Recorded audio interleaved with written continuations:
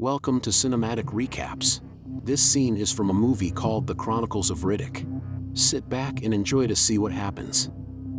In an opening voiceover, an evil race of warriors known as the Necromongers, led by the Lord Marshal, is sweeping across the galaxy, destroying entire planets while they search for their promised land, Underverse.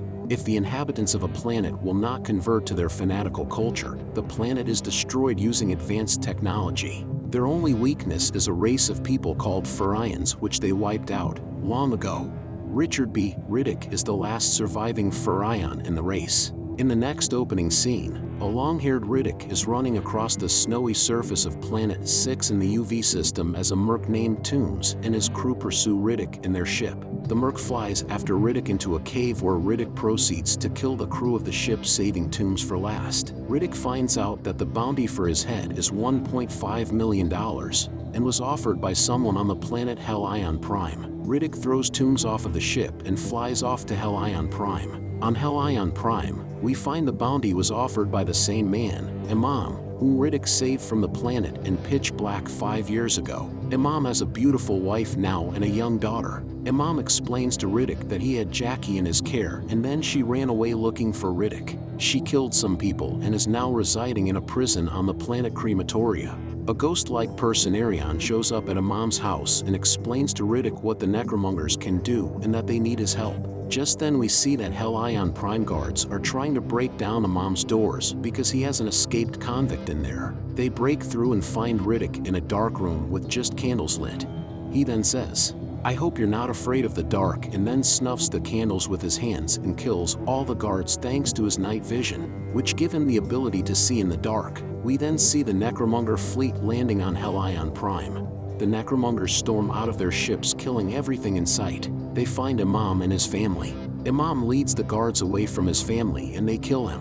In what looks like the town hall, the Necromongers have gathered all of the remaining people in a town hall. In there we meet the four main Necromonger leaders, Lord Marshal, the Purifier, Vako, and Vako's wife Dame Vako. Purifier explains to all the people who don't convert to the Necromonger will be slain. Lord Marshal then tells all those who want to join the Necromonger way to bow down. One townsman speaks out in defiance. Marshal approaches the man and becomes a ghost-like form and takes out the man's soul. The man falls dead to the floor. Everyone bows down, except for Riddick.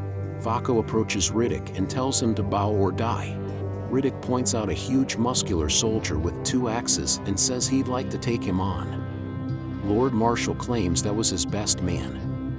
Lord Marshal has Dame Vako take Riddick back to the main ship. Riddick is now on the main ship and he sees all the townspeople being converted, which leaves a noticeable mark on the neck. Lord Marshal tells this machine to run a test on Riddick to see what race he is from. The machine starts screaming that Riddick is a Furion and that they must kill him now. Riddick shoots his way out of the ship, attempting to escape. We see a Necromonger battleship chasing Riddick through the streets. The ship is unexpectedly hit by rockets, sending it crashing to the ground. We find out the rockets came from Tooms' new crew of mercs. They capture Riddick and take them back to Tooms' ship. The Lord Marshal orders Vako to personally track down Riddick and kill him. Vako asks why he needs Riddick dead so badly. Marshal explains that in a vision he was told he would be killed by a Furion and Riddick is the only Furion left. Dame Vako talks to her husband, telling him that if he succeeds in killing the Marshal he would become the new king. Vako ponders this thought and then leaves in search of Riddick. Riddick wakes up in chains on Tooms' ship. They say they're going to turn Riddick over to a prison planet and collect the money on his head. Riddick suggests they go to a prison on the planet Crematoria where Jackie is being held. We find out that Crematoria is a planet with a hostile surface, one where stepping outside for only a few seconds burns you to ash. The ship lands in a hangar on Crematoria. Tooms and his men take Riddick on a skiff to the underground prison of Crematoria. As they speed through a tunnel, Riddick is able to kill one of Tooms' men, throwing him off the skiff. The prison director invites Tooms and his crew to stay overnight there so they can discuss the amount of money he will be paying for Riddick. As they are talking, Riddick frees himself from his bonds and begins wandering around the prison looking for Jackie. He finds her. She tells him that she befriended some mercs and they took her in as a slave. She killed them and got sent here. She says she no longer goes by Jackie, but now her name is Kyra. Riddick tells her that they are going to escape. We see the sun's pattern on the surface and how it works. Ever so often there is shade. The sun rises again and scorches the surface, burning everything living to ash. After a long discussion, Toombs and his crew don't agree with the prison director on how much money they're being paid for Riddick. They end up killing each other and die. Riddick releases a bunch of the prisoners and explains they'll have to travel on the surface to get back to Toombs' ship. We find out that they are racing a bunch of mercs who are traveling underground to get to the same ship. As they hike over the terrain of jagged rocks and valleys, the sun rises again and several of them are trapped and killed. Riddick is barely able to rescue Kyra when she falls behind. On the surface they run to the hangar. When they get there they see a small army of Necromongers, led by Vaco. The hangar doors open and the mercs engage in gunfire against the Necromongers as Riddick and Kyra watch from the mountains. They turn around and see the sun's rays closing in on them. They run down the mountain and join the battle. Kyra is knocked out by one of the Necromongers and taken prisoner. Riddick is shot by Vaco, and he lies out in the open as the sun's rays begin to burn Riddick. Vaco and the Necromongers leave with Kyra. Riddick is dragged to safety by an unidentified individual. When he wakes up in the hangar, he notices he is not alone. The Purifier is there with him. The Purifier is removing all of his Necromonger armor and explains to Riddick that he is also a Furion. He leaves Riddick all of his armor and walks into the sun's rays, falling to ash in seconds. Riddick steals Toombs' ship and flies it back to Helion Prime wearing Necromonger armor.